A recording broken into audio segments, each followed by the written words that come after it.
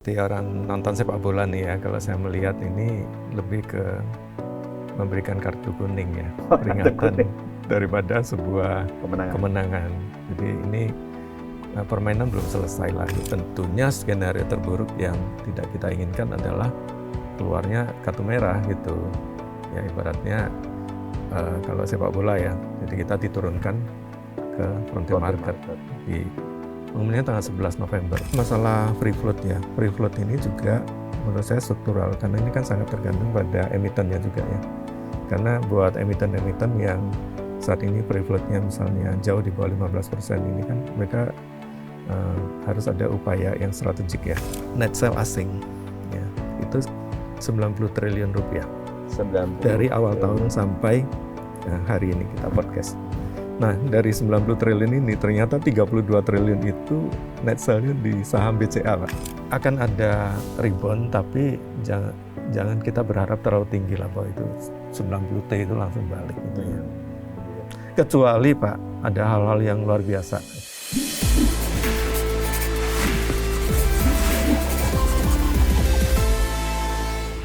Halo Sobat Fundamental, jumpa lagi dengan saya Mas Sirom, pemimpin redaksi IDIC Channel dalam podcast yang kita The Fundamentals. Kali ini kita akan mencoba ngobrol, diskusi tentang lembaga pemeringkat internasional, apalagi kalau bukan tentang MSCI. Dan pagi ini kita juga mendapat kabar yang tanda kutip kurang mengenakan, yaitu tentang review dari S&P DJI. Bersama saya telah hadir Guru Besar Keuangan dan Pasar Modal Universitas Prasetya Mulia, sahabat lama saya, Profesor Lukas Atmaja. Selamat datang Pak di podcast The Fundamental. Mas Sirom, long time no see Pak. Terima kasih atas undangannya. Saya kenal beliau udah lama sekali ya, dan alhamdulillah kali ini berkesempatan untuk berdiskusi lagi dengan beliau. Pak Lukas, Juni lalu kan MSCI mempertahankan Indonesia, pasar modal kita tetap di emerging market, meskipun dengan catatan dievaluasi sampai November nanti gitu. Nah, agak deg-degan nih. Nah, kalau Bapak melihat hasil review Juni kemarin yang tetap mempertahankan kita di MSCI ini sebagai kemenangan ataukah justru peringatan? Ayo berbenah sampai November, kita nanti hasilnya kita keluarkan di November gitu.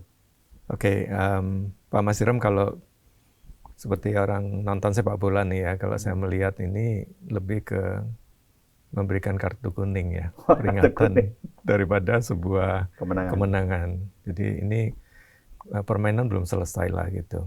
Kita diberi waktu, ada satu peringatan yang menurut saya sih cukup keras juga ya. Mungkin kalau saya boleh bacakan ya, ini di pengumumannya ini kan dikatakan bahwa MSCI will continue to assess their scope, consistency, and sustain effectiveness in the context of free float determination and broader investability assessment. Terus dikatakan juga should sufficient progress not be evident by the time of November 2026 ya. MSCI Index Review. MSCI will consider a range of option nih. Jadi ada opsi ya. For the appropriate treatment for Indonesia market. Jadi ada 3 skenario. Yang pertama itu kita tetap berada di emerging market. Skenario yang kedua, nah ini dia bilang potentially including a consultation on the reclassification of Indonesia from emerging market to frontier market. Jadi ada skenario kedua yaitu ada periode konsultasi. Ya. Karena gini, MSCI itu kan dia tidak serta-merta nih mendowngrade kita ke frontier market. Itu yang saya tahu dari pengalaman historis ya Pak ya. Jadi mereka itu mesti konsultasi dulu. Karena MSCI ini kan indeksnya itu kan menjadi acuan investor global lah. Mereka nggak bisa mendadak begitu. Mereka mesti konsultasi juga ke investor, memberi waktu ke regulator di negara tersebut ya untuk berbenah dan sebagainya. Jadi itu skenario yang kedua. Nah tentunya skenario terburuk yang tidak kita inginkan adalah keluarnya kartu merah gitu. Ya ibaratnya kalau sepak bola ya, jadi kita diturunkan ke frontier market. Di umumnya tanggal 11 November. Jadi itu tanggal yang mungkin kita tunggu-tunggu ya sebagai investor ya. Ya, harap-harap cemas Pak ya. Harap-harap cemas, tapi tadi ada 3 skenario. Dan bagaimana probability-nya mungkin nanti agak di belakang ya. Jadi ada 3 skenario. Tadi yang pertama tetap di emerging market, yang kedua tahap konsultasi, yang ketiga langsung kartu merah. Betul. Konsultasinya ini adalah untuk tadi reklasifikasi ke frontier market. Pak, yang disoroti MSCI kan soal free float, terus kepemilikan terkonsentrasi tinggi. Gitu. Betul. Sebetulnya kalau di mata investor itu global terutama itu seberapa pengaruhnya sih Pak? Oke. Memang kalau kita lihat ya kemarin di announcement-nya MSCI itu kan ada 2 hal penting nih yang disinggung. Memang MSCI sebenarnya saya bacakan di sini ya. Di sini kata-katanya adalah MSCI acknowledges nih the recent transparency reform. Jadi sebenarnya ada positifnya juga kemarin. Kenapa hanya kartu kuning gitu ya, nggak langsung masuk ke skenario yang lebih buruk gitu. Karena MSCI dia mengakui bahwa ada respon ya, bahwa reformasi pasar modal yang sudah dilakukan oleh OJK, Bursa Efek, ya, KSEI, dalam hal misalnya meningkatkan transparansi kepemilikan. Ya, kita tahu kan ada disclosure ownership yang 1% atau lebih, kemudian klasifikasi investor yang lebih detail, itu ya Pak ya. Terus ada HSC, High Shareholding Concentration juga, ya, yang dimana itu benar-benar dipakai oleh MSCI kan. Begitu ada saham masuk ini HSC, langsung out dikeluarkan dari indeks ya. Nah, juga tentunya ada roadmap nih untuk mencapai tadi minimum free float 15%. Itu yang di acknowledge ya. Nah, kalau kita lihat ini positifnya ya. Nah, tetapi ada tapinya ini. Ada 2 hal yang menjadi concern dari MSCI ya, dalam pengumumannya itu. Yang pertama adalah masih tentang transparansi gitu ya.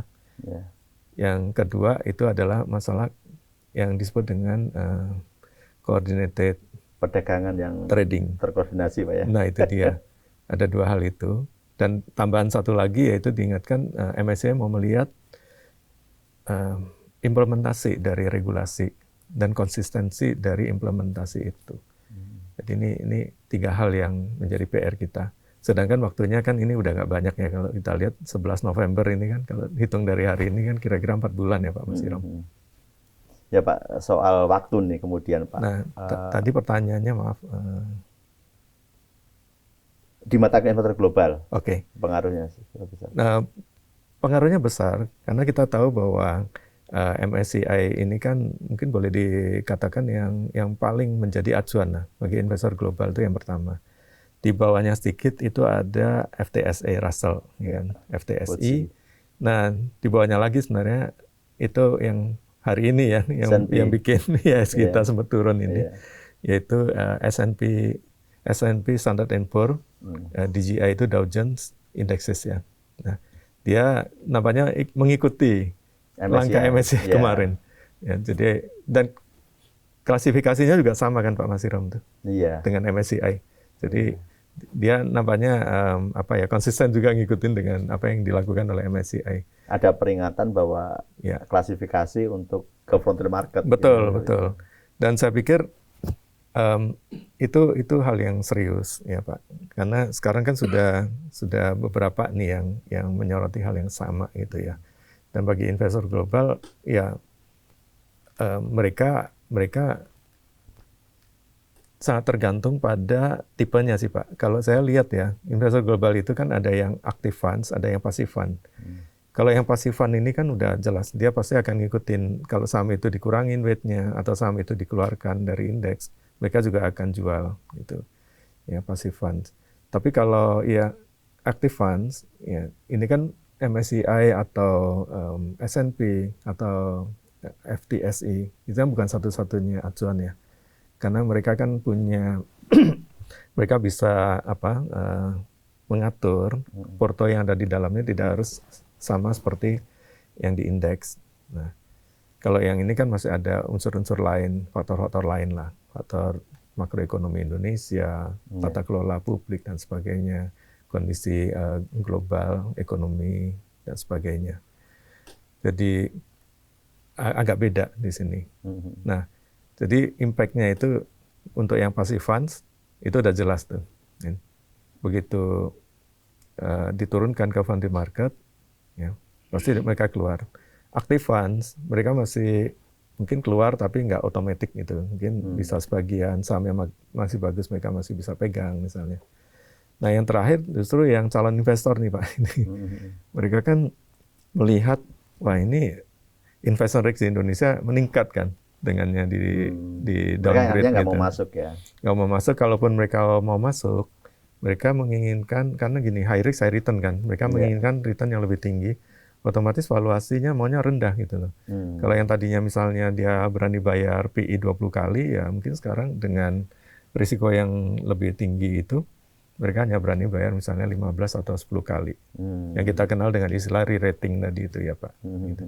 Itu juga yang menjawab kenapa saham-saham blue chip ya, atau Himbara, BCA, Big Banks itu kan PI-nya atau PBV-nya kan turun banyak ya.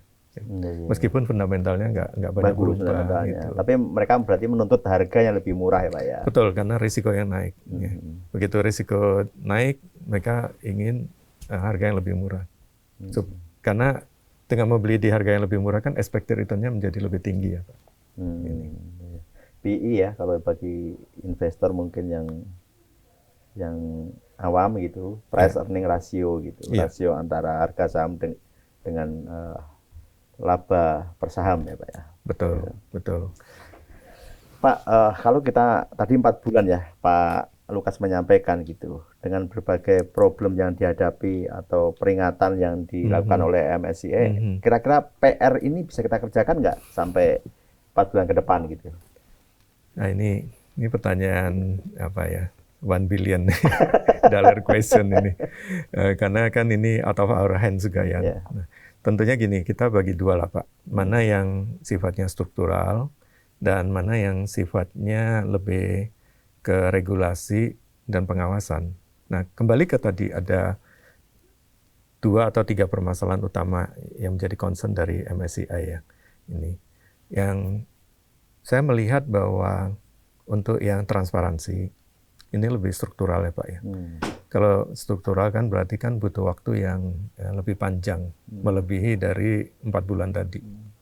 Ya, transparansi ini apa benar nih misalnya Pak Mas Hiram punya 5% saham perusahaan ini, apakah bisa lebih atau enggak misalnya, transparansi kepemilikan. Nah ini kan dibutuhkan regulasi dan pengawasan yang lebih ketat gitu ya. Yang kedua masalah free float ya. Free float ini juga menurut saya struktural karena ini kan sangat tergantung pada emitennya juga ya. Karena buat emiten-emiten yang saat ini free float-nya misalnya jauh di bawah 15% ini kan mereka harus ada upaya yang strategik ya untuk meningkatkan free float ini. Ya. Apakah mereka misalnya mau melakukan right issue,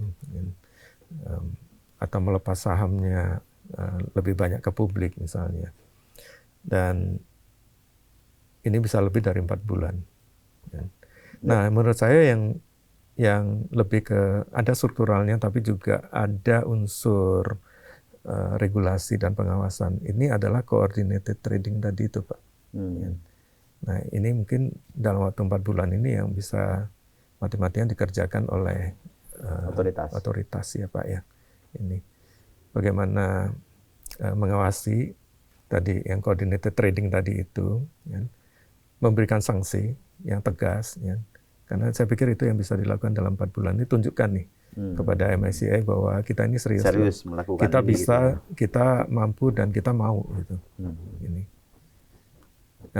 Nah, hopefully walaupun waktunya 4 bulan ada yang belum bisa selesai dikerjakan, tetapi paling tidak itu bisa ada sinyal ya, ada Pak, ya? progres lah. Ada progres yang, karena gini, kita nggak bisa melihat hanya dari kacamata kita ya, dalam hal ini OJK atau Otoritas Bursa misalnya, mereka udah mengatakan itu udah bagus loh. Kita ini kan sedang dinilai nih Pak. Iya. Ya. Kita harus melihat point of view-nya itu dari penilai. Iya, bukan dari kita ya. Tidak hanya MSCI, tentunya di belakang-belakang MSCI itu kan tentu ada investor global ya. Ini mereka akan menilai. Nah, kalau mereka menilai itu progresnya cukup bagus kan bisa aja kita tetap bertahan ya. Tidak harus sampai ke yang tadi skenario yang lebih buruk tadi itu. Skenario 2 maupun skenario 3 ya. Betul. Ya kita berharap tetap di skenario 1 gitu. Amin Pak. Ya.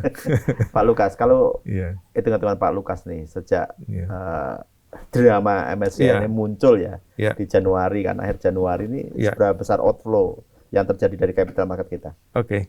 Nah ini menarik nih Pak. Kebetulan kemarin saya ada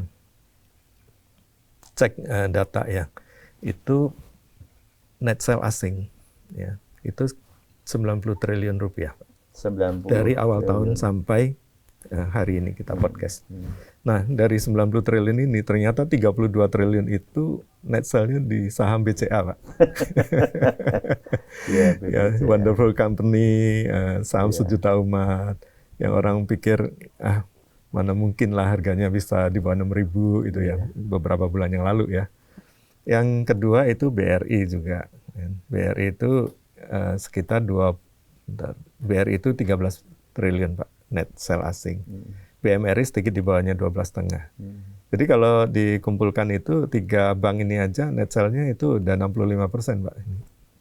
Itu yang menjelaskan juga kenapa harga saham ketiga bank ini kan turunnya lumayan jauh. Lumayan dalam itu, Pak. 65%. Sedangkan BCA tadi 32 dari 90 triliun itu hampir sepertiganya ya. 30%. Saya cek untuk Telkom malah nggak terlalu banyak. Net sell-nya sekitar 1,3 T. Bank BNI itu agak selamat dari net sell asing itu. Hanya sekitar 3 T, Pak. Tapi ya memang kalau kita lihat di MSCI Indonesia Index ya, yang weight-nya gede-gede itu kan memang 3 tadi itu. BCA, BRI, Bank Mandiri. Bank Mandiri. Iya. Pak, kalau kita sebagai investor lokal nih, Pak.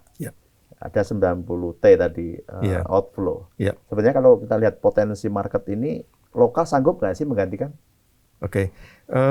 Kalau dibilang sanggup, sudah terjadi, Pak. Ketika asing jual kan pasti ada yang beli kan. Nah, yang 90 T itu asing jual kan, pihak yang beli kan itu adalah domestik lah gitu ya. Nah, domestik kan bisa macam-macam ya, bisa retail, bisa institusi di sini bisa dana pensiun, kemudian juga reksadana ya, funds, bisa juga insurance ya, Pak. Ini. Nah, udah terbukti bisa gitu loh. Unfortunately juga berarti itu banyak juga yang sekarang lagi floating loss kan, Pak. Karena asing keluar beli, asing keluar beli. Sampai ada joke itu kan, udah murah beli lagi, ternyata turun lagi kan itu kan, ini turun terus. Jadi kemampuan ada. Jadi saya melihat bahwa ya ini thanks ya, bahwa kita investor lokal baik institusi maupun retail ini kan cinta saham Indonesia lah gitu, masih percaya dengan saham-saham Indonesia. Terutama tadi yang banyak turun kan, yang net sell asing yang 3 tadi itu ya, yang 65% itu. Itu satu. Tapi jadi fungsi mereka itu lebih ke seperti mobil itu kan, seperti apa ya, shock absorber gitu ya, menahan guncangan. Tapi ini kan terbatas ya, Pak ya. Ada keterbatasan. Sebenarnya sih kita berharap bahwa ada dana dari institusi di lokal, domestik tuh, karena dananya jauh lebih besar ya. Contohnya BPJS Tenaga Kerja itu kan ada sekitar, dana kelolaannya kan sekitar 900-an T ya, Pak. Sedangkan yang diinvestasikan di saham kecil itu sekali, sekitar 7% lah, 61 T. Cuma memang perlu diingat bahwa BPJS TK ini kan juga punya keterbatasan, Pak. Mereka harus diversifikasi, managing risk ya. Ini belum risiko hukum, Pak. Betul. Kalau floating loss. Padahal baru floating loss kadang kan. Betul. Jadi udah belinya sahamnya udah bener analisisnya gitu kan. BCA misalnya atau BRI ternyata turun gitu kan. Wah, ini kenapa gitu, bisa rugi gitu. Nah, jadi sebenarnya kalau kita bicara domestik ya memang ada potensi untuk bisa menahan ini, terutama untuk institusi ya kalau itu dilakukan. Karena kalau outflow-nya itu kan seandainya diturun ke money market kan tuh banyak yang udah menghitung tuh, memperkirakan ke outflow-nya kan kira-kira 13 miliar US dollar ya, Pak. Mungkin sekitar 235 triliun rupiah. Nah, ini kan kalau rame-rame kita apa ya, domestik gitu ya, retail institusi gitu, gotong royong gitu ya, tanahan gitu ya. Sebenarnya kan bisa itu, sebenarnya bisa. Tapi ya kita nggak berharap sampai turun ke sana lah Pak. Iya. Karena bagaimanapun kan kita tetap butuh membutuhkan investor asing. Iya benar. Pak, kalau kita bicara tadi Pak Lukas sampaikan gitu, ya. Taruhlah kita berada pada skenario pertama Pak, ya. Tetap di emerging market gitu. Ya. Balik nggak dari yang 90T itu? Oke, nah ini juga $1 billion question juga ini. Oke. Kalau dia tetap ya Pak, dia tetap di emerging market, tentunya ini sebuah kelegaan. Artinya bahwa kartu kuning tetap kartu kuning kan, nggak jadi kartu merah Pak. Ya pemain kita tetap 11 orang nih, nggak 10 orang. Nah, tapi apakah bisa langsung segera kembali? Kalau saya pikir nggak akan segera Pak. Karena MSCI ini kan hanya satu faktor ya Pak ya. MSCI dia punya rating ini ya. Faktor lainnya masih banyak Pak PR kita. Meskipun kita tahu bahwa MSCI Index ini kan lebih ke dua hal kan Pak. Yang dikenal dengan istilahnya accessibility dan investability gitu ya. Bagaimana investor asing itu bisa mengakses saham Indonesia, dan bagaimana investor asing itu mereka bisa bertransaksi dengan efisien lah di Indonesia, bisa beli, bisa jual, bisa keluar dengan efisien itu. Dua hal itu kan, karena mereka tidak banyak menyentuh masalah prospek perusahaannya seperti apa dan sebagainya. Nah, ini hanya satu faktor. Lebih ke accessibility dan investability buat global investor. Tapi global investor kan juga melihat yang lain juga kan. Masalah kinerja perusahaan, prospek pertumbuhan perusahaan, ekonomi Indonesia pertumbuhannya seperti apa, risiko-risiko country risk kita seperti apa, kemudian geopolitik gimana, ekonomi global gimana dan sebagainya. Jadi setidaknya ada rebound kalau dia ini, tapi bukan yang kemudian langsung boom gitu ya dalam waktu semalam gitu. Ada faktor-faktor lain juga yang dilihat ya. BCA balik 10.000 gitu. Saya pikir sampai akhir tahun ini sih belum. Tapi setidaknya itu menahan kejatuhan, dan kalaupun ada rebound itu saya sebut normalisasi lah. Karena faktor-faktor lainnya itu kan orang tetap ngitung bahwa oke, risikonya masih ada. Ya. Karena investor asing itu kan mereka pasti lebih banyak mereka fundamental ya Pak ya. Iya. Ya. Mereka pasti akan mempertimbangkan antara valuasinya juga. Ya. Masih make sense nggak valuasinya gitu. Kalau saya beli saham ini, potensi growth-nya seperti apa. Ini. Jadi akan ada rebound, tapi jangan kita berharap terlalu tinggi lah bahwa itu 90T itu langsung balik gitu ya. Kecuali Pak ada hal-hal yang luar biasa. Ini. Ya. Pak, tadi selain mungkin pemeringkatan ini, selain berdampak terhadap investor yang memang sudah menanamkan investasinya di Indonesia, outflow gitu, ada juga pengaruh ke calon investor. Betul. Nah ini yang mungkin Pak Lukas bisa sampaikan juga nih. Iya, buat calon investor kan bisa asing juga bisa dari domestik ya Pak ya. Ini. Nah kalau yang domestik, waduh, udah kelihatan nih dengan kondisi seperti sekarang ini ya Pak ya. Ini orang kan mau masuk saham kan takut. Yang sudah biasa di saham juga tunggu dulu gitu kan ya. Melihat saham yang tadi wonderful kayak BCA gitu kan, babak belur gitu kan. Nah kalau asing itu lebih jelas Pak. Mereka akan melihat bahwa tadi risiko country risk kan tinggi apa. Naik ya. Ya, karena sebenarnya masalah MSCI ini kan lebih, kalau menurut saya gini, saham itu kan ada dua hal. Yang satu itu lebih ke kinerja gitu ya, bicara cuan. Yang satu lagi itu adalah lebih ke tata kelola. Ya, tata kelola ini kan apa ya, bicara seberapa aman gitu uang saya. Saya invest di perusahaannya Pak Masirom gitu, yang tata kelolanya misalnya buruk gitu. Walaupun kelihatan cuannya bagus kan saya nggak bisa tidur tenang kan Pak. Nah jadi dua hal ini. Ya, jadi mereka akan melihat adanya peningkatan risiko tadi, ya.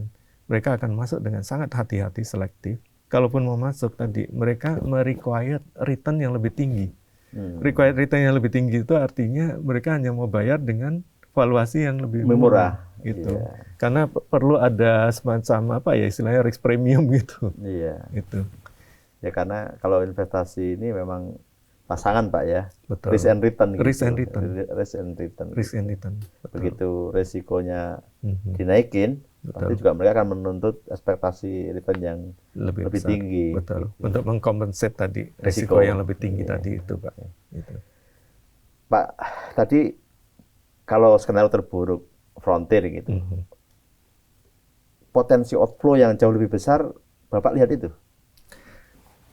Oke, kalau potensi outflow pasti ada ya Pak ya. Ya memang kalau nggak salah itu Goldman Sachs juga pernah ya mengestimasi, ya. Kemudian juga banyaklah analis-analis kita yang mencoba menghitung ya. Yang lebih mudah diperkirakan adalah outflow-nya yang passive fund tentunya Pak. Ya, karena itu lebih mudah dihitung ya. Karena mereka juga otomatis itu begitu akan kita keluar. Turun, mereka akan keluar. Ya. Yang agak sulit kan yang mengestimasi active funds tadi itu. Nah, dugaan saya gini, yang active funds ini kan mungkin juga mereka sudah mengurangi kepemilikan, Pak. Di kita ya, udah. Iya, makanya yang tadi yang 90 triliun tadi itu kan sebagian mungkin itu dari active funds. Memang ada sebagian dari itu, ada beberapa saham kan yang sudah dikeluarkan kan karena higher shareholding. Nah, HSC tadi. Nah, jadi saya melihat kalau ini memang turun, ya, memang ada dampaknya, tapi bisa jadi lebih kecil dari yang udah dihitung-hitung di awal tadi. Karena OTW ke tanggal 11 November itu, kalau memang itu kejadian, ini kan sudah ada antisipasi. Even dari yang domestik juga, saya yakin teman-teman investor atau trader itu kan juga udah mulai mengurangi ya. Itu mereka melihat ada potensi resiko, mungkin mereka mengurangi kepemilikan tadi itu. Ini. Oke Pak, tadi kalau kita bicara skenario Pak, kembali tadi ke Pak, skenario dari Pak Lukas, 1 tetap di emerging, 2 tahap konsultasi, yang ketiga kartu merah, Frontier. Kalau kita kuantifikasi nih Pak, berapa persen Pak Lukas optimis tetap di emerging, berapa persen masuk tahap konsultasi, berapa persen langsung kartu merah? Oke, nah kita lihat satu persatu dulu ya. Nah, basicnya ini kan gini. Satu, Indonesia ini kan sebenarnya kan ekonomi kita ini kan kalau di ASEAN kan salah satu yang terbesar nih Pak. Terbesar ya, kan? Ya. Sumber daya alamnya luar biasa dan sebagainya. Jadi ekonomi kita itu kan masih salah satu yang dipandang lah gitu oleh investor asing ya Pak ya. Itu yang pertama. Kedua juga kita melihat bahwa OJK, Bursa Efek Kese dan yang lain-lain juga otoritas bursa ini mereka kan sudah berupaya lah. Ibaratnya MSCI itu lu minta apa gua turutin gitu kan ya. Ini. Dan itu kan tadi di acknowledge ya. Cuma mereka masih nunggu gitu. Implementasi tadi dan konsistensi tadi. Nah, kalau saya merasa punya keyakinan bahwa kalau ini pemerintah dalam hal ini otoritas bursa ini serius melakukan PR-nya ini. Ada potensi yang cukup besar kita bertahan di emerging market. Ini. Jadi kalau dikuantifikasikan sih menurut saya sekitar 70% lah. 70%? More than 50%. Iya, more than 50%, 70%-an ya. Yeah. Kemudian kalau untuk skenario itu langsung apa ya kartu merah itu menurut saya sih lebih kecil ya. Dari histori MSCI gitu. Below 10% ya? Ya, maybe only 5%. Oh, gitu. 5%. Okay. Sisanya yang ini nih, yang konsultasi untuk di downgrade ke frontier market tadi. Kalau ini mungkin apa ya istilahnya kartu kuning kedua kali. Kartu merah juga Pak. Ini. Jadi saya masih cukup optimis lah. Moga-moga saya benar ya Pak. Iya. Mewakili harapan kita semua. Investor Indonesia ini. Iya. Pak, tadi 70% kemungkinan tetap bertahan di emerging market. Nah, kalau saya investor retail nih Pak, saran dari Pak Lukas, apakah masuk sekarang atau nanti nunggu pasca pengumuman atau seperti apa bagi retail untuk memanfaatkan momentum ini? Oke. Ini tergantung retail ini investor atau trader gitu kan ya. Kan beda-beda Pak. Ini. Kalau saya kan memang seorang investor. Nah, biasanya gini Pak. Saya melihat bahwa pengumuman MSCI ini, apapun lah pengumumannya ya. Ada kemarin kan baru aja tetap di freeze gitu ya. Kemudian ada pengumuman mereview ini tadi klasifikasi market. Apapun pengumuman ini buat saya itu lebih ke technical ya, short term ya. Short term. Karena dia nggak banyak menyentuh ke masalah fundamental. Ya. Lebih ke tadi, lebih ke accessibility, investability, kan? Dua hal tadi itu. Nah, buat saya selama gini, kalau misalnya MSCI katakanlah dia mengeluarkan ada beberapa saham dari indeksnya, dari standar indeks dikeluarkan, saya itu biasanya akan terjadi in the short term ya, ini masalah teknikal, pasti akan terjadi supply demand, di mana supply kan gede Pak. Banyak, iya. Ya, karena yang tadi yang udah pasti passive fund pasti akan lepas. Ya. Ya. Nah, kalau secara fundamental dia nggak banyak berubah, gitu kan. Labanya tetap bagus, ya, dan sebagainya, tetap bagus. Ya, saya justru akan beli Pak. Di titik itu, saya akan beli ini kesempatan. Dan itu pernah saya lakukan Februari tahun lalu ini Pak. Ada sebuah saham, saya nggak bisa sebut namanya gitu ya. Dia udah diumumkan akan dikeluarkan dari MSCI Indonesia Index, turun lah dari standar turun ke small cap ya. Ini. Nah, pas di hari terakhir dia efektif itu kan pasifan jual dulu Pak. Waduh tuh harga sahamnya tuh turun drastis tuh sampai penutupan itu. Saya melihat fundamentalnya oke Pak, justru itu kesempatan beli. Gitu. Dan beberapa bulan kemudian harga sahamnya naik 100%. Wah, beggar. Lumayan. Jadi buat investor, cek bahwa MSCI itu lebih masalah, lebih ke technical lah, supply demand jangka pendek ya. Nah, bandingkanlah dengan fundamental. Makanya kita yang alirannya fundamental, ya, lebih banyak yang mencari value stock, long term. Itu kan kita sebenarnya mencari gini, dia punya valuasi seperti apa, nilainya dia seperti apa, harganya seperti apa gitu. Kalau nilainya itu masih bagus, ya 100 misalnya, tiba-tiba harganya turun 20-30% kan, why not gitu loh. Toh kita juga mikirnya buat long term kan Pak. Nah kalau trader lain lagi, karena trader kan memang memanfaatkan jangka pendek momentum gitu ya. Ini biasanya pada saat pengumuman itu kan, atau sebelum pengumuman kan mereka sudah mengantisipasi itu. Itu. Pernah kan ada satu saham yang wah udah digadang-gadang di bulan Desember, Januari ya, itu akan masuk ke MSCI Indonesia Index ya. Itu. Nah ternyata mereka udah antisipasi, harga sahamnya udah naik tinggi. Jadi kalau untuk trader ya harus antisipasi. Ini. Sebab kalau nunggu sampai diumumkan, itu biasanya udah price in kan Pak. Bahkan kadang-kadang price in-nya udah overprice gitu lah. Dan biasanya setelah diumumkan udah resmi itu malah cenderung turun ya. Ada istilah apa itu? Sell on news ya. Ya. Kalau saya lebih melihatnya itu peluang buat investor jangka panjang untuk mendapatkan saham-saham yang sebenarnya secara fundamental itu masih bagus, tapi kita dikasih diskon. Karena tadi yang passive fund kan pasti keluar Pak. Gitu. Iya. Gitu.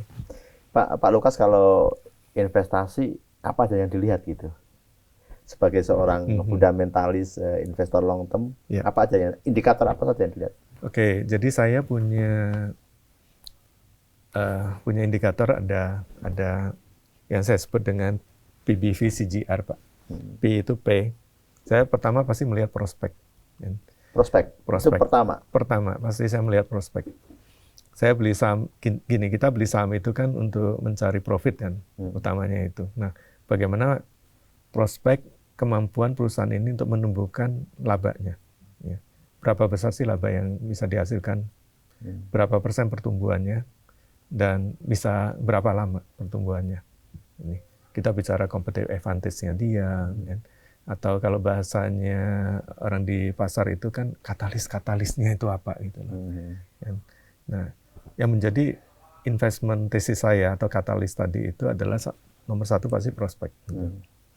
Nah, yang itu P yang pertama. Yang kedua itu adalah B ya. B itu balance sheet quality, Pak. Kita lihat neracanya, ya, kualitas dari balance sheet-nya itu. Saya lebih concern ke misalnya rasio-rasio utangnya dia. Gitu. Dan ini penting, Pak Mas Iram. Kalau kita baca bukunya Warren Buffett kan dia bilang ada 2 rasio yang sangat diperhatikan tuh ya. Itu yang pertama return on equity. Ya, ini kan bicara prospek tadi. Yang kedua itu adalah debt equity ratio. Ini. Utang. Jadi balance sheet quality. Ini balance sheet-nya sehat atau tidak. Gitu. Perusahaan yang tidak sehat, utangnya terlalu tinggi, itu tidak akan mampu menghadapi banyak gejolak-gejolak di dunia bisnis ini. Bisnis kan cycle ya, Mbak. Ya. Ini. Nah, yang berikutnya adalah V. V itu valuation, Mbak. Valuation masih make sense nggak? Gitu. Ya. Kalaupun misalnya kita nggak bisa menemukan value stock, kita harus membeli growth stock. Apakah valuasi growth stock ini masih sensible nggak? Masih make sense nggak? Masih bijaksana nggak? PBV, kemudian CG. CG ini corporate governance, Pak. Buat saya ini penting nih, corporate governance. Ya. Makanya seperti, siapa sih pemilik akhir dari sebuah perusahaan? Ultimate beneficiary owner. Itu tidak hanya retail atau institusi domestik, asing juga ingin tahu itu kan, Pak. Makanya tadi transparansi tadi itu, Pak.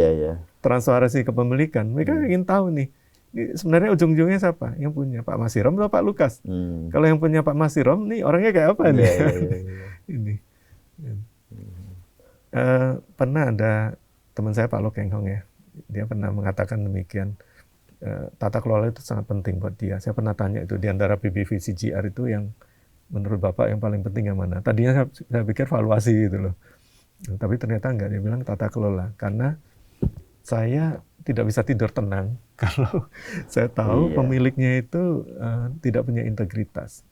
Nah, yang valuasi kan macam-macam lah, Pak. Kita bisa pakai relative valuation tadi ya, price earning ratio, price to book, PBV ya, price to book value ratio, EV/EBITDA dan sebagainya. Itu kalau mau lebih canggih lagi mungkin pakai discounted cash flow gitu. Ya, PBV dan macam-macam. Nah, yang terakhir adalah risiko, Pak. Ini risk. Jadi kalau Anda mau nyemplung ke sebuah kolam, kalau bisa kita estimasi kedalaman kolam itu gitu. Jadi kita harus tahu nih risiko-risiko apa saja. Ya, dari sebuah saham itu. Jadi PBV, CGR. Sebenarnya itu sih ilmu itu pasti dipakai juga oleh investor-investor fundamental. Kalau kita betul, kalau kita lihat institusi investor ya, pasti mereka menghitung itu semua. Tapi karena saya ini adalah seorang pegiat tata kelola juga, Pak. Menurut saya itu tata kelola itu amat sangat penting, Pak. Tidak hanya tata kelola di level perusahaan, tapi juga di level publik, Pak. Publik itu ya governance ya, governance, government punya governance gitu. Ini. Dan itu juga kan yang sedang disoroti oleh MSCI gitu kan. Bagaimana tata kelola pasar modal kita. Mungkin ibaratnya gini Pak Masiram, mall ya, mall itu punya food court. Ya. Food court itu kan banyak stand-standnya yang jualan makanan. Ya. Yang tanggung jawab siapa? Pengelola mall kan, Pak. Dia bertanggung jawab bagaimana makanan yang dijual di food court-nya itu sehat, ya, tidak sakit perut habis makan. Itu semua harus dijaga kebersihan dan sebagainya. Nah, otoritas bursa itu kan kayak pengelola mall, Pak. Nah, mungkin di sini asing ada yang, waduh, udah makan ternyata kurang enak nih.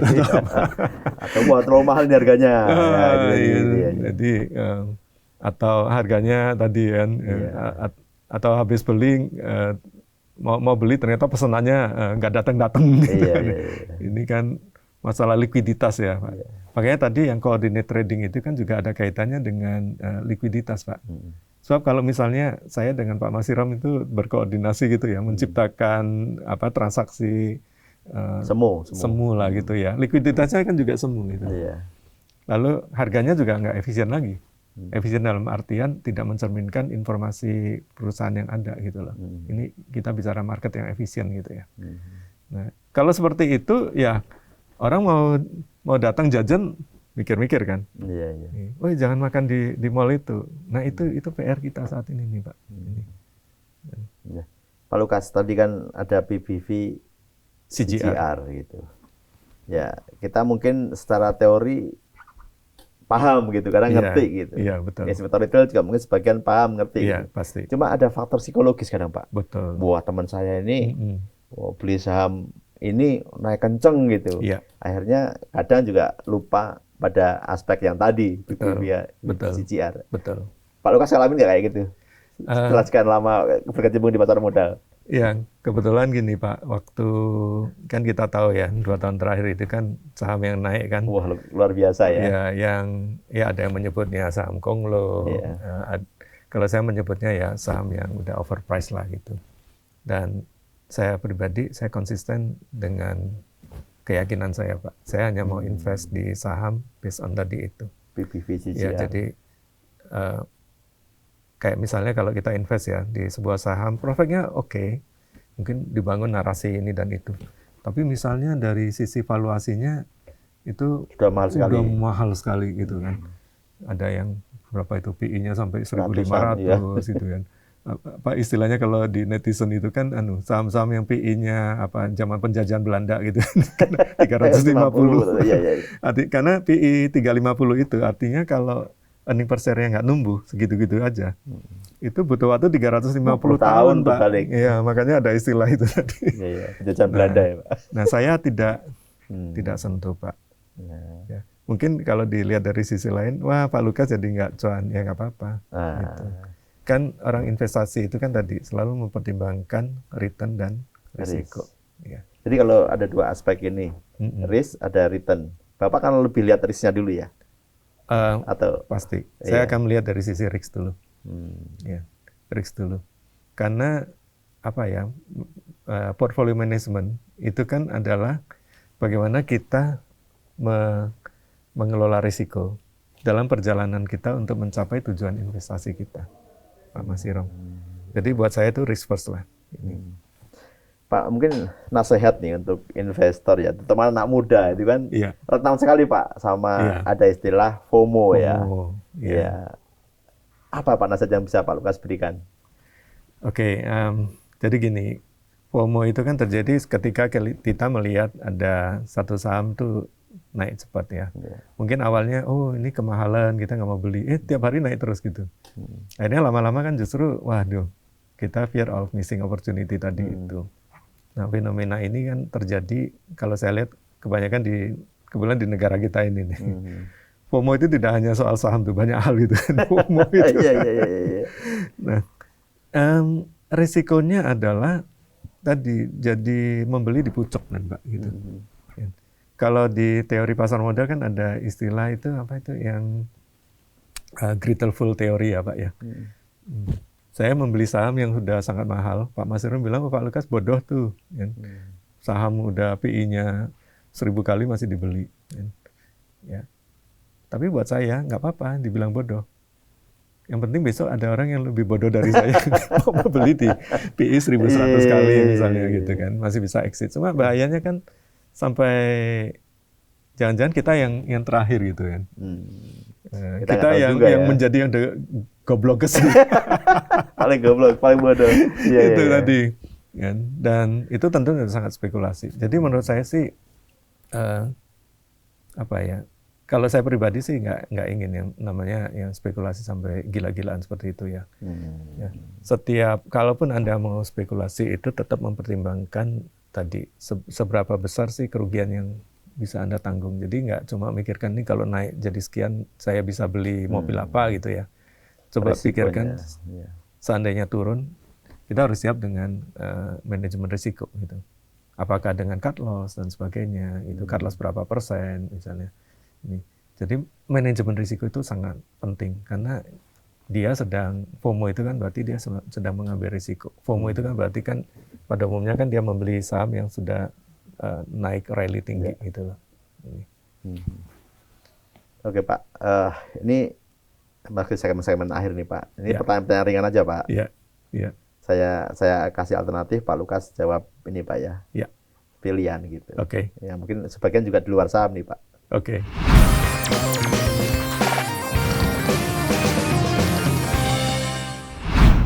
Pak Lukas pilih badminton atau padel? Oh, kalau itu gampang jawabannya. I'm badminton lover. Saya seminggu masih rutin 2 kali main bulu tangkis, Pak. 2 kali ya? 2 kali. Ya. Berapa set tuh setiap kali main? Kita mainnya udah nggak berani main single. Oh, double ya? Pasti Double. Double itu biasanya kita main skor rally point. Kita game di 25, nggak 25. Gitu. Oh, 25? Ya, jadi ya udah 25 selesai gitu. Oh, sampai 25 udah selesai? Iya, iya. Oh. Sebenarnya saya kan main ada di 2 tempat ya. Di tempat lain kita bahkan mainnya 41 selesai rally point. Oh, 41 ya, selesai. Tapi yang sekarang akhir-akhir ini saya main ini yang 25 selesai. Kemudian mainnya dengan teman-teman investor saham juga. Gitu. Boleh juga nih kapan-kapan kita coba. Saya juga seneng Pak badminton. Oke, siap Pak. Cuma mereka ngurangi karena lutut ini kita nggak bisa kompromi. Ya, padahal is okay. Cuma saya badminton lover. Iya. Belum pernah nyoba pedal. Iya. Oke Pak. Sekarang Cristiano Ronaldo atau Messi? Cristiano Ronaldo, Pak. Saya fans beratnya Manchester United. Oh. Jadi dari tahun 1992 ya, zamannya ini. Tahu kan? Iya. Eric Cantona. Eric Cantona, iya. Number 7. Iya. Nah, zaman dari Man U belum terlalu dominan gitu ya. Saya ngikutin itu dan Ronaldo waktu itu kan kita tahu dari berapa umur 17 tahun ya dari Sporting Lisbon. Jadi kita tahu dari awalnya gitu kan. Dan menurut saya sih dia don't get me wrong ya, Messi saya juga admire juga gitu kan. Tapi kalau suruh pilih ya Cristiano Ronaldo. Dia bisa yang luar biasa kan umur 41 tahun ya. Iya. Sustainability-nya itu loh Pak. Fisiknya masih bagus ya. Waduh, itu kalau perusahaan itu enak banget tuh perusahaan kayak gitu kan. Iya. Bisa mempertahankan performanya gitu kan. jangka panjang. Ya 41 tahun, bayangin tuh dia teman-temannya aja udah ada yang gendut-gendut ya. Iya Pak, ada gede-gede badannya ya. Itu Ronaldo Brasil, waduh udah gendut banget. Iya. Nah, itu Pak, Cristiano Ronaldo. Performance bagus, sustainability-nya bagus. Gitu. Ya. Sorry ya, pendukungnya Messi gitu ya. Saya juga respect Messi. Iya. Ya, dua-duanya good lah Pak. Tapi kalau saya memilih karena tadi ada sentimen Manchester United ya. Iya. Waktu dia dijual ke Real Madrid tuh, waduh itu sedih Pak ya. Berkabungnya itu nggak cuma beberapa hari Pak, bertahun-tahun Pak. Oke. Iya. Argentina atau Prancis? Argentina atau Prancis? Prancis Pak. Prancis ya. Prancis. Argentina tim yang solid juga ya Pak, yang luar biasa juga. Tapi saya melihat Prancis ini permainannya lebih ofensif dan saya suka melihat permainan yang lebih ofensif. Kalau favorit saya sih sebenarnya dari zaman masih muda itu Brasil atau Belanda Pak. Udah lewat semua Pak. Udah lewat. Iya. Cuma saya lihat ini yang World Cup 2026 ini yang menarik justru yang tim-tim yang kita nggak pernah perhitungkan gitu ya. Iya, Tanjung Verde kemarin tadi malam Mesir gitu ya. Itu bisa membuat Argentina sampai kelepek-kelepek gitu kan. Iya. Tapi memang mental juaranya itu kelihatan lah Argentina itu. Iya. Saya pikir ini final jangan-jangan bisa ulangan final 4 tahun yang lalu gitu ya Pak ya. Ini ya, respect to Norwegia atau England ya ini kan. Atau Spanyol ya. Ini bisa jadi ini Argentina ketemu dengan Prancis lagi kan. Lagi. Iya. Tapi kalau mau ditanya kuda hitam yang sekarang saya bela adalah Row Norwegia. Row to the finals. Hidup Haaland gitu. Oke. Pak, kalau suatu saat Bapak adalah menghabiskan masa tua, pensiun gitu. Pilih di desa atau di kota? Tetap di kota, Pak. Kota ya. Tetap di kota. Tetap di kota. Kenapa, Pak?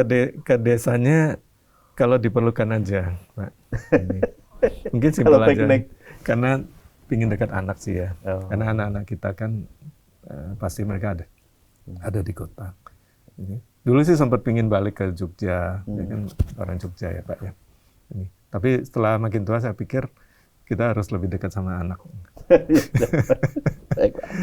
Pertanyaan terakhir Pak, satu kata untuk pasar modal Indonesia. Tetap optimis. Optimis. Ya.